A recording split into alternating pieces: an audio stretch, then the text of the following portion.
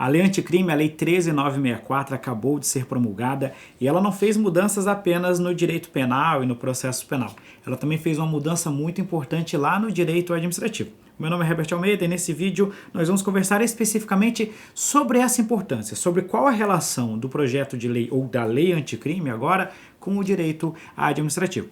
Pessoal, a lei de improbidade administrativa, a lei 8429, ela tem um artigo que é o artigo 17, que trata de um aspecto mais processual da ação de improbidade administrativa. Esse dispositivo nem é tão cobrado assim em prova, mas tem um parágrafo dele que até aparece bastante em questões. É o parágrafo 1º. Esse parágrafo 1º dizia que nas ações de improbidade administrativa eram vedadas aqueles acordos, as transações ou as conciliações. Professor, mas eu não sei o que é acordo, transação e conciliação. Sabe aqueles filmes norte-americanos, aqueles seriados, em que o determinado órgão está investigando, aí ele consegue identificar o suposto réu, eles sentam numa sala e fazem algum acordo antes de tocar a ação para frente? Então, esses são instrumentos em que você resolve determinado litígio sem tocar o processo até o final. A lei de improbidade trazia uma vedação a isso, ou seja, você não poderia ter esse tipo de instrumento, esse tipo de acordo.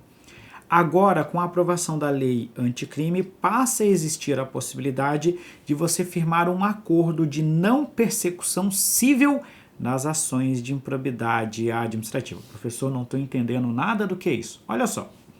O artigo 17, ele fala que assim, a ação de improbidade pode ser movida pelo Ministério Público ou pela pessoa jurídica interessada. Só que as penas de improbidade administrativa, elas são aplicadas pelo juiz, ou seja, você vai ter um processo e lá no final o juiz vai emitir uma sentença, condenando ou não condenando o réu.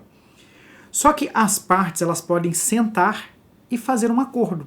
Sabe a delação premiada? É algo bem semelhante à delação premiada. Então você senta o Ministério Público de um lado, ou a pessoa jurídica interessada de um lado, o réu do outro, eles conversam e combinam. Eu vou fazer o integral ressarcimento do dano, eu vou pagar tanto de multa, eu me comprometo a fazer isso, aquilo e aquilo outro, e eles acabam firmando um acordo antes de tocar a ação de improbidade para frente. Então, é isso que passa a existir. Então, professor, qual a principal mudança da lei anticrime em relação ao direito administrativo? A principal mudança é que agora não existe mais a vedação a você firmar acordos nas ações de improbidade administrativa. Expressamente, o parágrafo 1º passa a dispor que as ações de que trata a lei de improbidade admitem a celebração de acordo de não persecução civil. E a ação de improbidade nada mais é do que uma ação civil.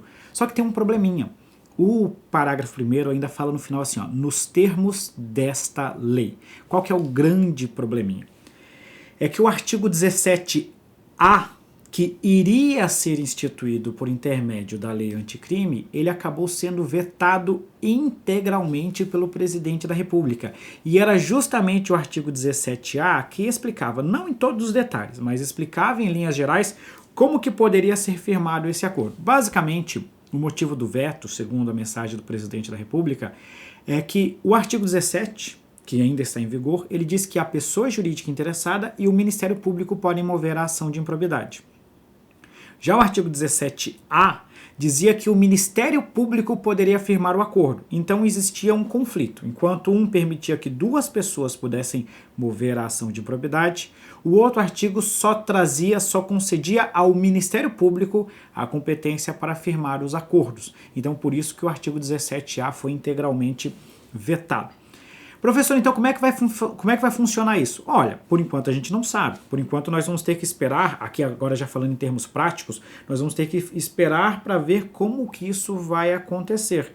Nós vamos ter que esperar para ver se vai ter alguma regulamentação, nós vamos ter que esperar para ver se o veto pode não ser derrubado, nós vamos ter que esperar um pouquinho mais para ter uma decisão definitiva. Mas para fins de concurso público, que é o que te interessa, basta você lembrar que a partir de agora pode sim ter acordo nas ações de improbidade administrativa. Para por aí, professor? Não, não para. Tem mais um parágrafo, que é o parágrafo 10A, que também foi instituído pela lei anticrime, que ele diz que, havendo a possibilidade de solução consensual, ou seja, havendo a possibilidade de um acordo, poderão as partes requerer ao juiz a interrupção do prazo para a contestação, por um prazo não superior a 90 dias. O que é isso? Vamos supor que está sendo movida a ação de improbidade.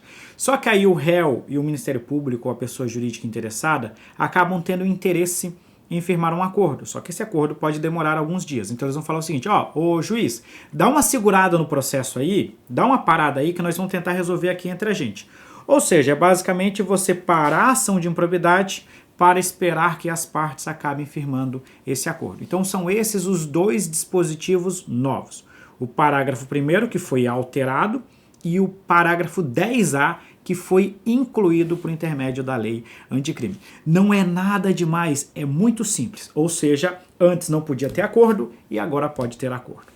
Beleza, rapaziada? Espero que esse vídeo tenha ajudado e no mais vamos esperar para ver como isso vai cair em prova e como que esse problema da regulamentação ou da explicação de como vai acontecer esse acordo vai acontecer no futuro. Para questões de prova, essa segunda parte não é tão importante ainda pra gente, mas vamos aguardar mesmo assim, rapaziada. Um grande abraço e até a próxima.